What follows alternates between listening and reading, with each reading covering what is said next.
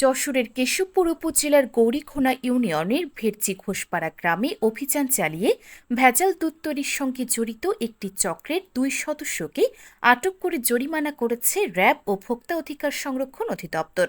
সোমবার 6 এপ্রিল গোপন সংবাদের ভিত্তিতে র্যাব 6, সিপিসি 3 এবং ভোক্তা অধিকার সংরক্ষণ অধিদপ্তরের যৌথ অভিযানে এ ব্যবস্থা নেওয়া হয়।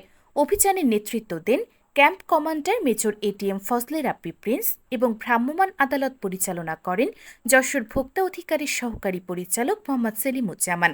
অভিযানে দেখা যায় গরুর দুধে জেলি, সয়াবিন তেল ও ক্ষতিকারক সোডা মিশিয়ে ভেজাল দুধ তৈরি করা হচ্ছিল। এসব উপাদান ব্যবহার করে দুধের ঘনত্ব ও পরিমাণ বাড়িয়ে অধিক মুনাফা অর্জনের চেষ্টা করা হচ্ছিল, যা জনস্বাস্থ্যের জন্য মারাত্মক ঝুঁকিপূর্ণ।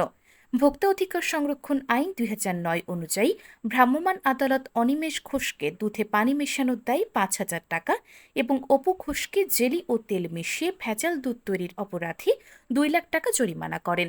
অভিযান চলাকালে কারখানা থেকে বিপুল পরিমাণ জেলি, তেল, সোডা ও ভেজাল দুধ তৈরির সরঞ্জাম জব্দ করা হয়। পরে এসব ক্ষতিকর উপকরণ জনসম্মুখে ধ্বংস করা হয়। অভিযান শেষে সহকারী পরিচালক মোহাম্মদ সেলিমুজ্জামান বলেন, এ ধরনের অসাধু চক্র সাধারণ মানুষের স্বাস্থ্য নিয়ে ভয়াবহ ঝুঁকি তৈরি করছে। এসব ভেজাল উপাদান মানবদেহের লিভার, কিডনি সহ বিভিন্ন অঙ্গের মারাত্মক ক্ষতি করতে পারে, তাই তাদের বিরুদ্ধে তাৎক্ষণিক আইনগত ব্যবস্থা নেওয়া হয়েছে। আটককৃতদের আদালতের মাধ্যমে জেল হাজতে পাঠানো হয়েছে বলে সংশ্লিষ্ট কর্তৃপক্ষ জানিয়েছে।